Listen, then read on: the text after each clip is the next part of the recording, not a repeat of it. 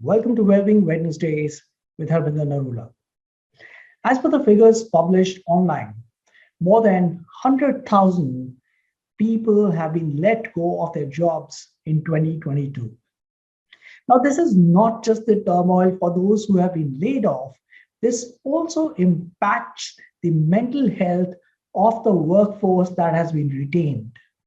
Now, to understand the impact and what should be done to manage this, I have with me today Mr. Harjeet Khanduja, who's a Senior Vice President of HR at Reliance Jio.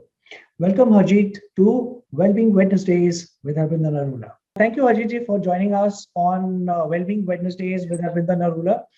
Uh, in the recent wake of layoffs that we've seen with various global as well as Indian companies, uh, whether it was through because of restructuring or whether it was because of market dynamics that played, the perception that seems to be going around is that something bad has happened with the employee. What is your perspective? Is that a right view, or is there what would be the company's perspective? Look, uh, frankly speaking, do you ever commit a mistake knowing that you are committing a mistake?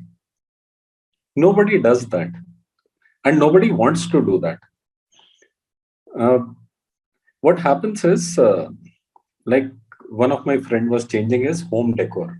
So I'm going to use a lot of parallels in this rather than uh, uh, directly answering these questions, so that you can have your own interpretation how you want to have it. So my friend was changing his home decor. His home was a classic home decor he had, and then he started changing his sofa, curtains, and suddenly he found that the showpiece which he had put in on the right side of the room, that became redundant. Now he had no intention of making that showpiece redundant, but it became redundant because everything else changed. I looked at that and I said, "Can you give it to me? Because you are going to throw it off. Give it to me. I have a place in my house." And same thing is happening with companies also. It is not about that companies are shutting themselves or companies are completely shutting down. Whosoever has asked people to go, they have released official statements that why they are doing that. Somebody is saying company is losing X million dollars per day, so we had to take a decision. And you can call it a gimmick, you can call it that somebody wanted to show that I have created an impact by entering into an organization, but it is financials which run the organization. Even when like all the other layoffs happened, everyone gave a reasoning that why this layoff is happening, and layoffs are not happening in all the organizations as of now. They're primarily in the tech space. And why they're happening in the tech space, if you look at the background, that why it happened, during COVID, everyone was like, now technology is going to drive the world. And that is how it looked like, because all of us were sitting at home and we were ordering on apps, and world looked like as if technology is going to run it. And you would have, like if you have been following HR industry, you would have seen that sometime back there was a talk of great resignation, that people are switching over jobs, and the kind of salaries they were getting, techies were getting, which were like 100% increase, 150% increase, and the whole market was going insane. Finally, somehow these guys realized that, oh, customer is going to pay for all of this. And when customer is paying for this, customer doesn't want to pay for this. And the future which we envisaged, the future is going to be very different from, because now COVID is kind of over. And people want to get physical, not in that manner. People want to experience the physical world, rather than completely seeing a digital world and be confined there in the four walls of their house. Now, when world is not going to be the way we envisaged in past 2 years, then it is a reset which is happening. And when reset is happening, people are calibrating where should they put their money. So investors are telling all these companies that we are shifting funds. And when they're shifting funds, they also have to recalibrate. If you see the hiring of most of the tech organizations in past 2 years, uh, most of these organizations have grown disproportionately. Like there are organizations who have doubled their size despite being in millions of people, not millions, despite being in lakhs of people, they have doubled their size. Now, some correction they are trying to bring in, although it is a small amount as compared to the total workforce they are carrying. Uh, there is a lot of noise around it because it is also overshadowed by uh, a sense that recession is coming. And a lot of people have said that recession is coming. Uh, this call is not uh, completely true, because technically the recession is coming because the economy has not grown at the same pace, or it has fallen down a bit. But what experts are saying is uh, this is not recession actually. Technical, by the way, like if you go by technical definition, this is a recession, but there has to be a drastic dip. That drastic dip is not there, and this is one part of the industry which is right now panicking. And like human beings are good at panicking. So if something wrong is happening, we disproportionately get into it that, oh, something wrong is going to happen. uh, Something is happening, and these kind of things have happened in the past, and we have come over these kind of things. So I don't think it is that big a issue which we are making it to be. Got it. Got it. So, Harjeet, what I understand is that the issue is not about the layoffs happening. The issue is more, or the conversations that we hear are more about the way they have happened. So, Absolutely. so the one of the things that changed during pandemic and post pandemic is that empathy and these kind of things were given a lot of importance, and the way the layoffs have happened just demonstrates uh, something which is not in line with empathy or compassion. What, in your opinion, should be done by the organizations that are laying off their people for whatever reason? So that's a very good point you have made. That if people are like every organization will have this kind of a need um, during their life cycle, that sometimes there are situations that you might have to ask people to go. And thing is, how you ask your people to go, that determines what kind of an organization you are. I remember one of the instances I had in my earlier organization, and we were in a situation where a particular business closed down. The client said, I don't need your services any longer, and we had to ask people to move on. And everyone was worried, and a couple of people in the leadership team were driving that, okay, we will have to ask people to go and they should go from tomorrow and things like that. And myself and my managing director, we had a conversation, and we said, uh, look, today this business is gone, tomorrow this business might come back. And if we do the way people are saying, we might save some money. But that is not going to help organization, and that is not going to create the equity which we want to create, uh, the name as a brand name of the organization. So we said, let's create an experience for outgoing employees. So we defined that how that experience is going to be. And we said, look, for us, this is a business getting closed. Let's try to figure out what are our competitors doing and whether they will be interested in picking these people up. We literally called our competitors in our office premise and made that 90% of the people who wanted to take the job, they took the job and they took the severance money also. So they were not fearing that what will happen to me. We took care of that particular piece, and um, everyone we gave a small Buddha idol, which is a sign of good luck, that you will do well in your life. And this is from our side, wishing you good luck. And there was a huge wall outside where we asked people to sign off whatever they want to write. We did not tell them what to write, but it was full of positive comments.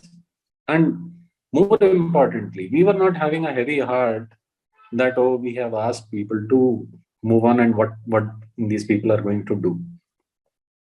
Now, this designing of this journey takes time, and we also did some skill building workshops for people and things like that. There were a lot of things which we had to do to make the experience good. And when the organization again started that business, they were not having problem in finding those people, because those people knew that we will be treated fairly.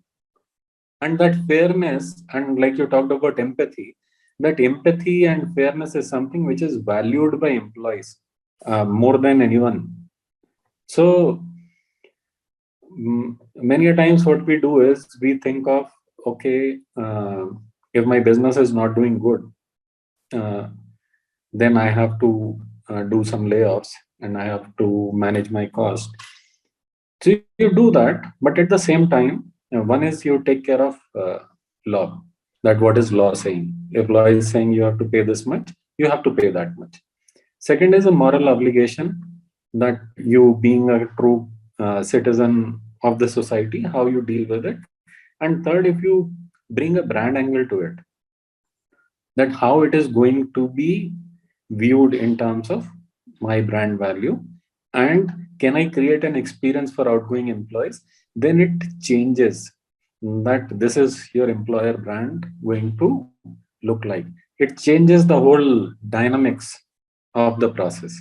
The purpose of this conversation today is that when such kind of layoffs happen, when there is a turmoil which is created, or disturbance, or I won't even say disturbance, but there's a disruption that is created and people are experiencing something that they had not thought of, it also creates the fear in the employees who are retained, right? Right. So they are working, but they're working with fear that it could be me next time, or the company does not care. So these kind of feelings are there even though they have been retained.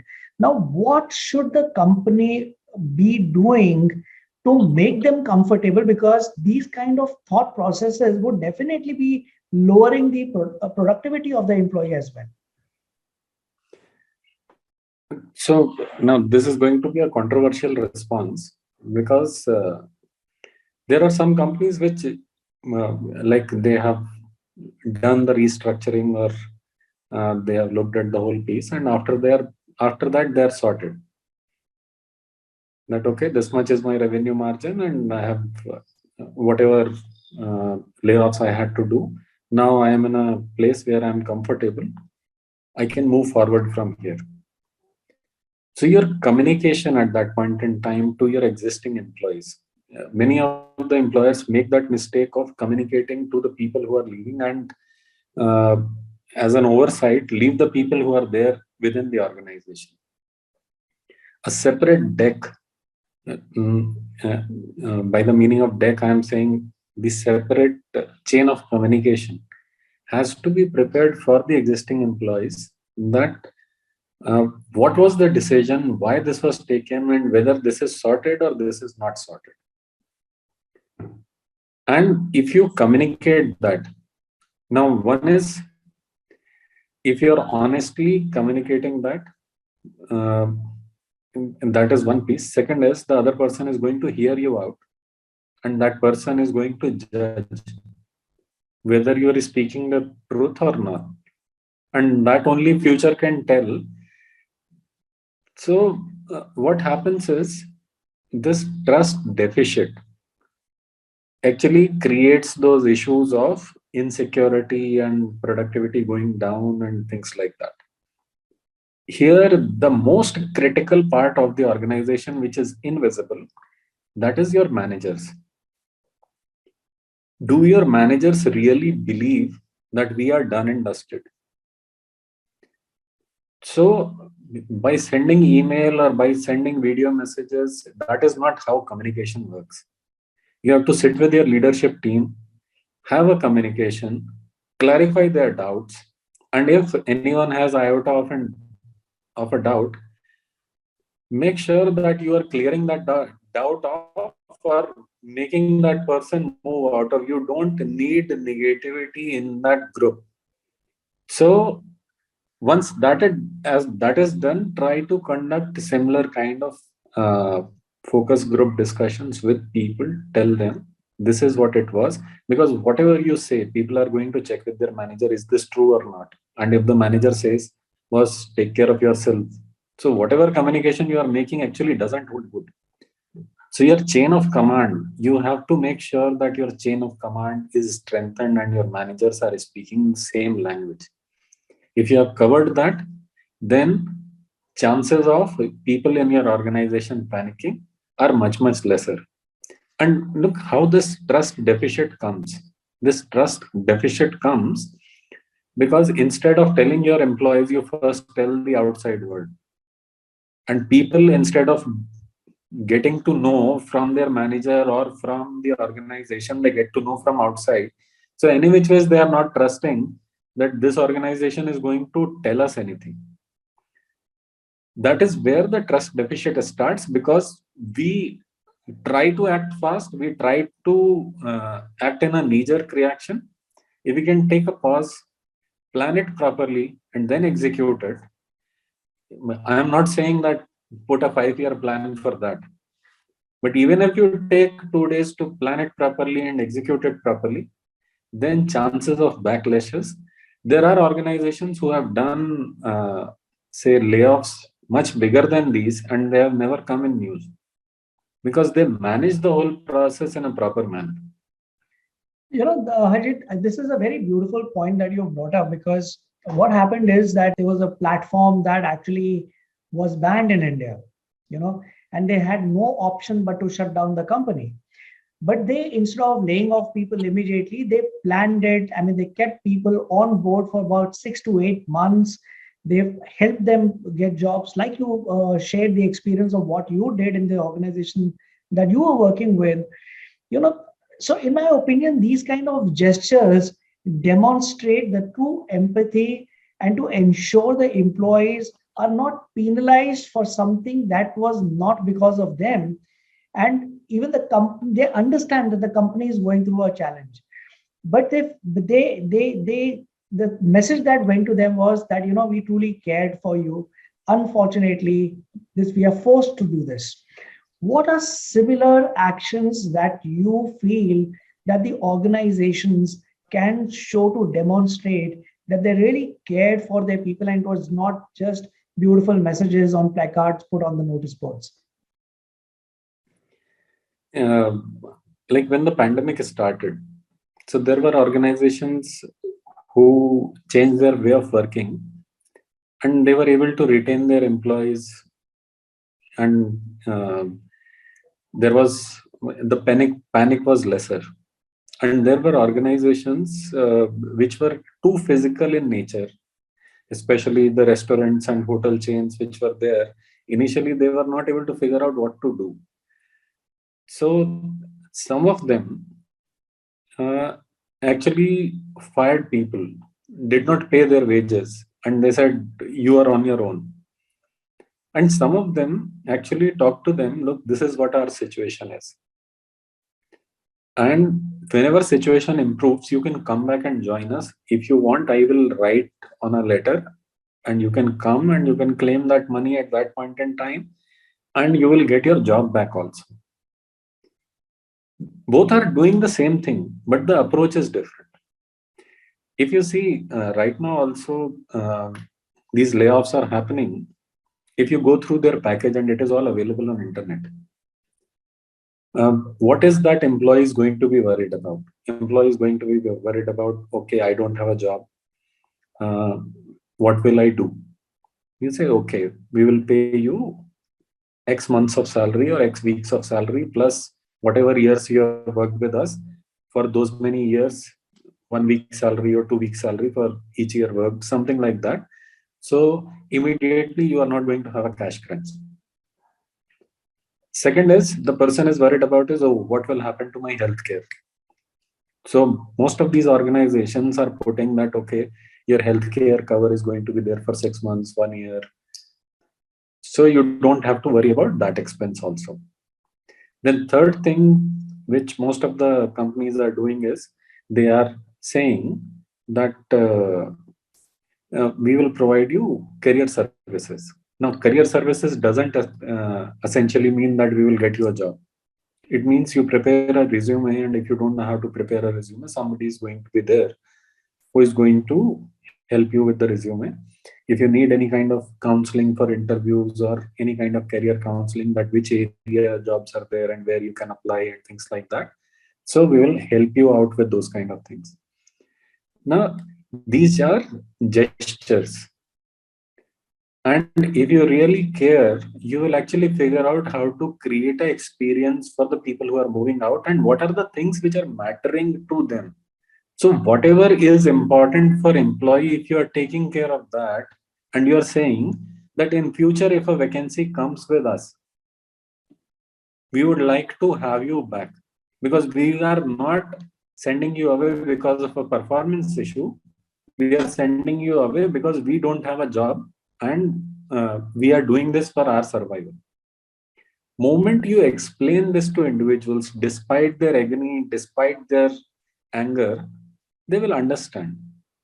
Maybe they will not show it to you, they will not appreciate, but they will know that you are trying to care. And that is what you should do.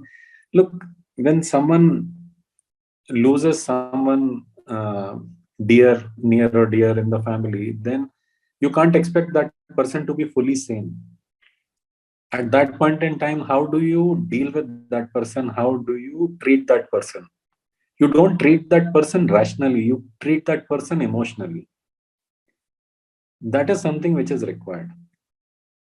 Well, I think it's a very valid point. Now, Harjeet, I want to bring the conversation to another challenge. So one is the employees, but there also the challenge that leadership is facing. And the challenge is that the new generation that has come in, that has the employee management has gone through a sea change. The environment in which the Gen Alpha, as we call it, the latest generation is growing up is very different from the millennials or Gen Z. I mean, they managing them was also an issue. They seem to be prone to more of anxiety. They have not grown up with the interpersonal skills that we have grown up with, because we would go physically play with other kids. Here everybody is playing on the on a mobile, on a laptop. You find that there are people who are fantastic bloggers, but when you make two kids sit together, they can't speak. How are business leaders who belong to an older generation coping up with the hiring and managing this new generation? People just get up and say that, they're they're I mean, you tell them something and they quit their job. Getting people back to physical offices becoming a challenge. Then how does this gap be bridged? And look, frankly speaking, it is a matter of how you deal with your own kids. So But that is also a challenge today. look, that is a challenge because we make it a challenge. So I also had this habit of telling my son that how I was, I had gone through hardships. And if you don't go through hardships, then you will not succeed in your life. No, that was my funda because I grew up in hardship. And I wanted to tell him that you also have to appreciate that. He gave me a beautiful example. He said, in your time, antiseptics used to burn. if you apply antiseptic, it was burning. In our time, it doesn't burn, but it works as an antiseptic. So your time and my time is not similar. When you say that you used to go and play with other kids, I am also sitting on a computer and playing with other kids. Don't confuse that I am playing with computer, because you were playing with your friends, and when the computer came, you started playing on computer. In my age, what has happened is there is connectivity which connects computers, and when I'm playing, I am not playing alone with computer, I am playing with other kids, and they are my friends. They are not physically there with me, but I have I have better friends and more number of friends than you have. In your time, connectivity was not there, so you were playing with computer, so you're confusing that I am also playing with computer. I'm playing with my friends. As you rightly said, there are kids, uh, like when we look at the kids who come from the pandemic environment where they had only online classes, and when they suddenly come to the corporate environment and they find themselves a bit of lost, because this is um, the corporate environment, especially in the physical setting, that requires a lot of interpersonal bandwidth, and that gets developed when you are actually there working with people. Now again, if you are working in virtual environment, then the skills which are there in the virtual environment, they will apply. If you are working in a physical environment, then the skills required in the physical environment will work. Right now we are experiencing a hybrid environment, so some skills of this side and some skills of online environment. There is a mix of these skills which are required, and like everyone needs to appreciate them, new generation as well as the old generation. So more we are say receptive of this, and we try to understand this is how the world works, it will be easier for all of us. So, any tips on how to manage these people at work? And the first is, if you have to manage someone, you first have to listen to them. You have to understand what is the mindset they are coming up with. And once you listen to them, then you start popping ideas. Um, they may help you in refining your ideas as per the digital age. And there you can actually leverage these minds to improve upon the ideas which you have, the work vision which you have. I will give you an example. So I heard a song somewhere, and this was some song in the interior of MP. So what I did was I recorded that song. Then I came down to my house and I was trying to write that song. And then I was searching on YouTube, with those sentences. So my son saw me struggling, and he said, "What are you trying to do?" I said, "I'm trying to find this song." So he said, "Hey Siri," and he played that clip, and we were able to find that song quickly. The point is, if you see in the approach, what I was trying to do based on the digital environment that was there in my time, I was first trying to convert into, convert the song into text, and then I was trying to search based on text. It was a two-step process. What he did was the same thing he did in one step.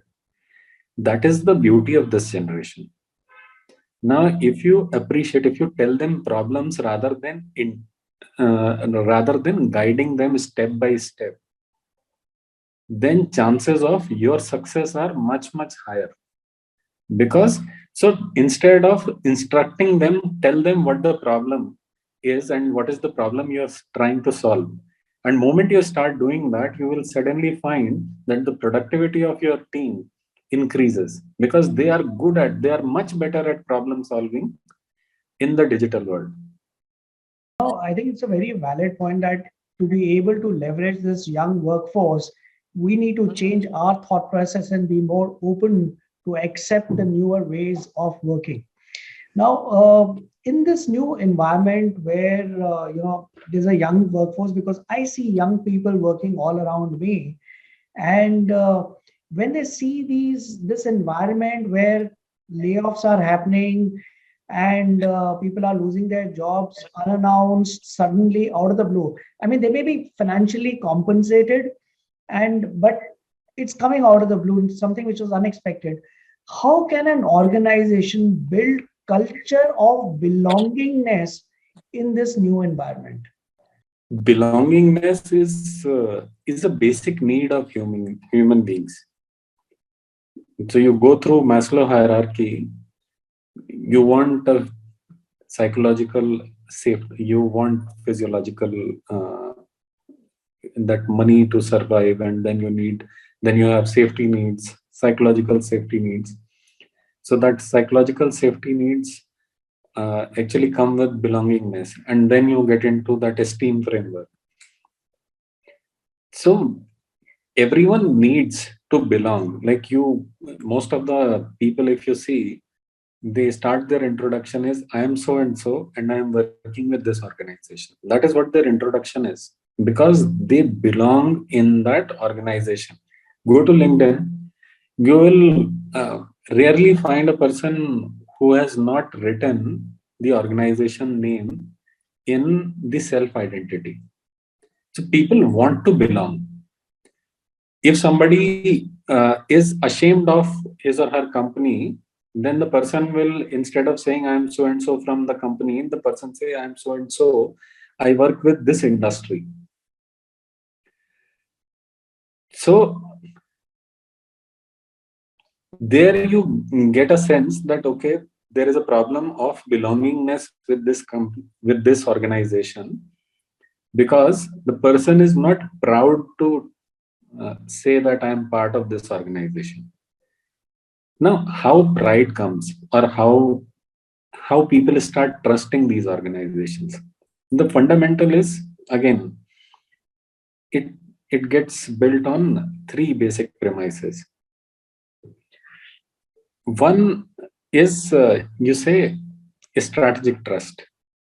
Strategic trust comes from from where we started our discussion, whether the CEOs are taking the organization in the right direction, whether you are taking the right decision so that my job is going to be there in future or my job is not going to be there in future.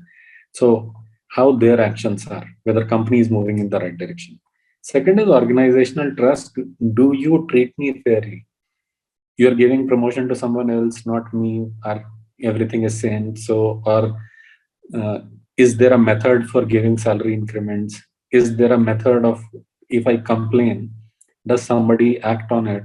So that is second kind of trust. And third, trust is built by uh, it is built by the people around you, how your peers treat you and how your managers treat you.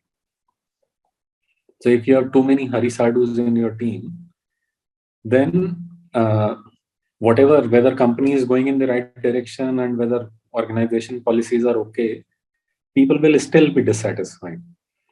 So the trust is dependent on, the belongingness is dependent on these three factors.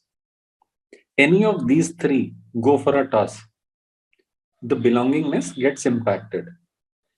Now, suppose if the company has gone wrong on the strategic trust, and if organizational trust and personal trust are very high, then chances of that person is still belonging to that organization. Yeah, it was a bad time for the organization, but given a time, I will again come and join here. So, how these three pillars are working together and how you are building them, it is rarely possible that all the three pillars collapse at the very same time. Got it. Harjeet ji, in today's times, uh, organizations have become more receptive and more acceptable to the concept of empathy, compassion, ensuring that their employees are stress free. So there's a focus on mental health of the employees because it is a proven fact that people who are very strong mental health will be more productive at work, right? And this has gone beyond the office. It is about creating an environment where they are bothered about how you are living, what your relationships are, so that your work does not get. Now it becomes a huge responsibility for HR departments. How can this be managed? Look, frankly speaking, the responsibility is a shared responsibility.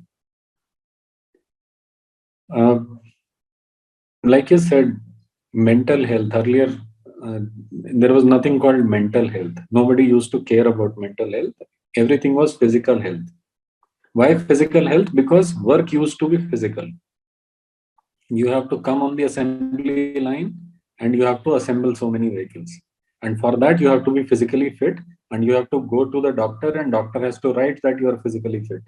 And once you are physically fit, then you will work for 9 hours and you will deliver what you have to deliver. In past few years, um, the work has changed.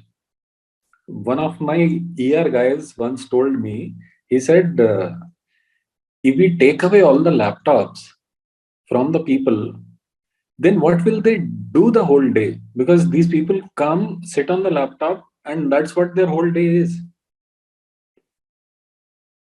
So that means most of the people now you're hiring, especially in corporate offices or people who are actually working on your strategy and things like that, they're using your brain. They're using their brain. They are not doing anything physical. But still, we take a stamp of, are you physically fit? The thing is, we should ask, are you mentally fit? That is one. And truly speaking, mental health depends more on uh, how your personal life is going, how your relationship, how your family is treating you. If you are fighting with your spouse day in and day out, if your family is not treating you well, especially in the case of women who have to do the work at home and then they have to come to office and work in the office. So what about them? Now, these questions became important because these things started reflecting on the productivity because the work changed. Work is not physical work, work is mental work. So, when the quality of work deteriorates, it starts impacting your organization. So, what you can do is you can counsel these people that how you can manage your personal life better. And it is not that everything is in their control. It is about how we can help them so that they can take charge of their lives. And suppose if they have to say no, mm, so can they say no confidently or not? These basic skills, can you teach them? So the responsibility of teaching these life skills actually has come to HR department or learning department, that can we do something about it so that people are happier at home and then happier minds when they come to office, they are more productive at work. I completely understand and I completely resonate with you. I mean, I was just imagining when you said what would happen if you were to just take the laptops away.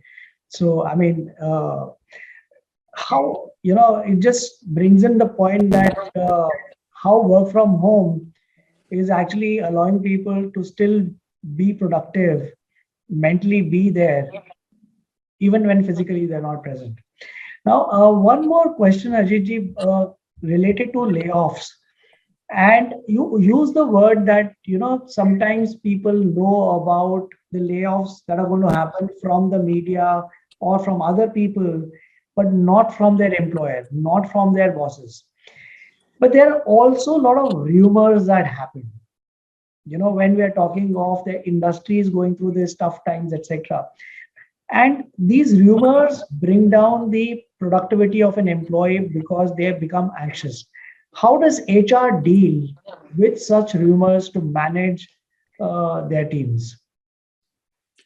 So the last question on a similar topic, which I answered, I said this is a controversial reply, and I did not made that controversial thing. So let me put that across right now.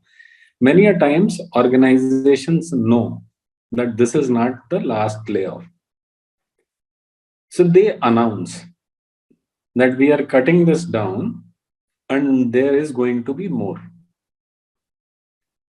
So what happens is, if you do the layoff, you have to pay people something. It becomes a media highlight, and a lot of responsibility comes on you. So this is another way of telling people, "Bus, take care of yourself." And uh, sometimes this helps, and sometimes this actually hurts organization badly, because um, the people who are trying to find a place outside, they are your best people who will try to figure out uh, mm, what the market is offering. So this can go wrong also, and this can go very wrong. There is a saying that smoke is more dangerous than fire, because smoke suffocates you, and more people die because of smoke than they die of fire. So point is, why does smoke come out? Because somebody immaturely starts talking about this, whether right or wrong, whether it is actually important, it is actually not important, what you are going to do um, when there is no clarity, and these kind of talks start happening, then they become uncontrollable. And to control these kind of fires, uh, what they what most of the organizations do is, one is through the formal chain of command, they take everyone in confidence and tell them this is what it is and what is going to happen. Second is, there is something called organizational network analysis. You try to figure out who are the people who actually disseminate your information.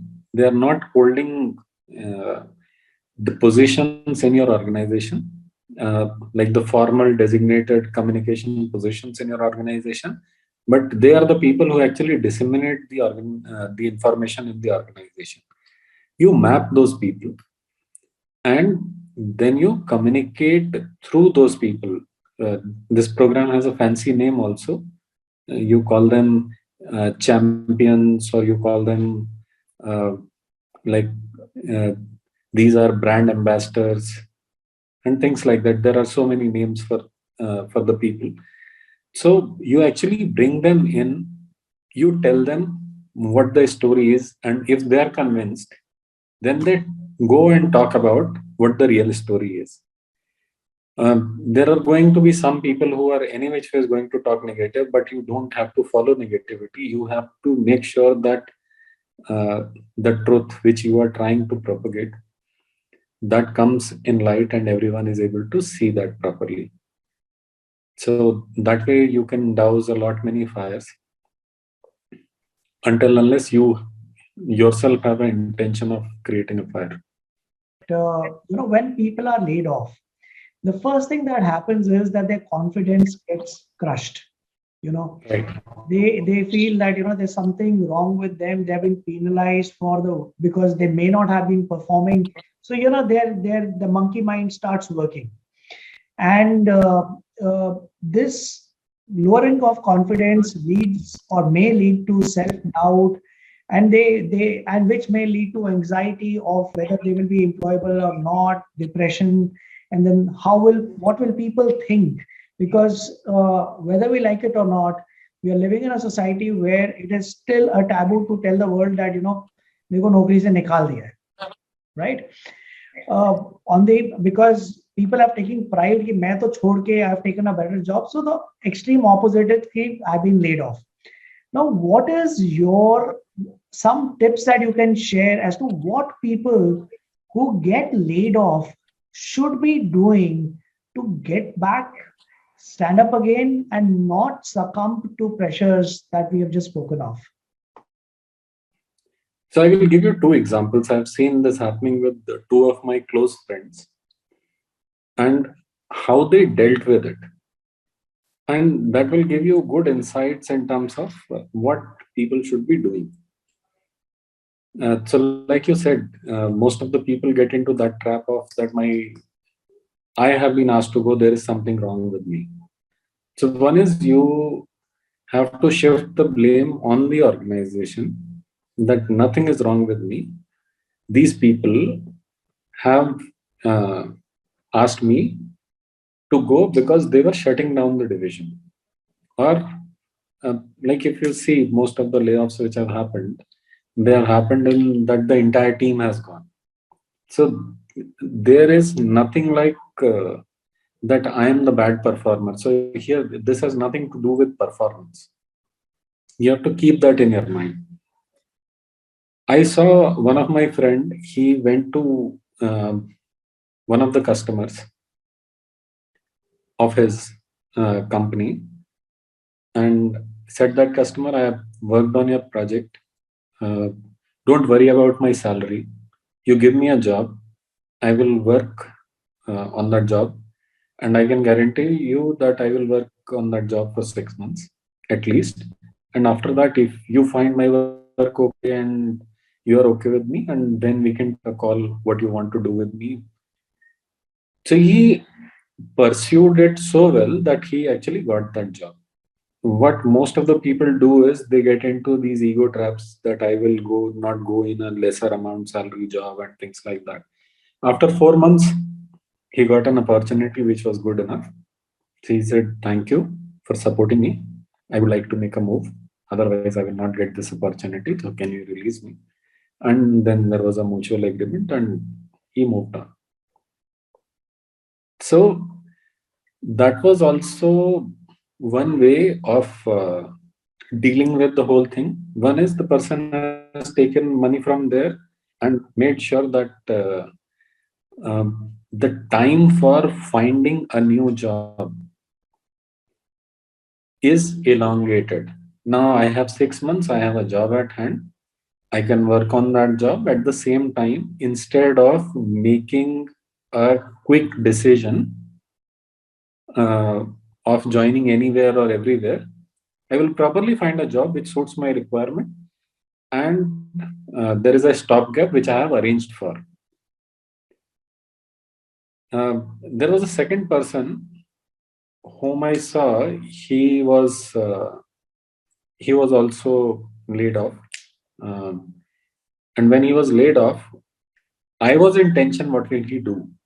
He took a vacation, and he went to one of the wildlife parks. He spent 4-5 days there. Then he came back. I said, "What are you doing?" He said, "I have a lot of references, so I will talk to them.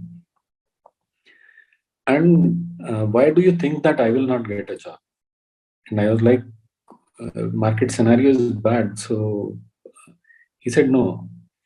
Look, if you guys were paying me X amount, that means that much amount I am worth of. So I can make that money if whatever skill I was deploying at your organization, I will be able to deploy the same skill outside the organization. I will be able to make that much money. So I have full confidence in my skill set." I said, "That's great." And He actually landed in a job which was double of his salary. And what he did was, instead of going for a full-time job, he joined two different organizations, and started consulting for both the organizations. Now, uh, gig was gig became a concept at that point in time. It was coming at that point in time, and I saw that from my eyes that, look, something like this can also happen. So you should have more confidence in your skill set. And since that day, I have started building my skill set, that what I am good at, rather than saying I am so and so in so and so organization. Because I get paid for my skill set, not for my designation. So if you keep that in mind, chances of you being worried in these kind of situations will go away. Have a good network. Like he was saying, I have references. So have a good network, invest in your network, invest in your skill set. And whenever this kind of unfortunate situation comes, don't lose confidence. Have confidence in yourself that your skill set will give you more money, because organizations pay you half the money, and half the money they keep with themselves as profit. So then you can actually make the full money and keep that full money with yourself if you are ready to take that much risk. Do you hire people who got laid off? They became an entrepreneur because that they felt was the best thing for them to do, but they failed in their entrepreneurial venture. Are they employable again in the industry? They are more than employable in the industry. Means these are the people industry craves for. They have something, they have a competency called ownership, entrepreneurial ability, trying to do something and trying to make something successful. So a failed entrepreneur is a boon for corporates. So you, as a HR guy, you can't have a better deal if you have a failed entrepreneur for a particular position. Awesome. I think that's a very encouraging thing that I've heard. Harjeet, thank you so much for your time. It has been such a pleasure talking to you, and especially in the evening, taking our time to talk to us on Wellbeing Wednesdays. Thank you so much. Thank you. Thank you. It was great interacting with you, and hope our viewers will also enjoy the conversation. I'm sure. Thank you so much for your time.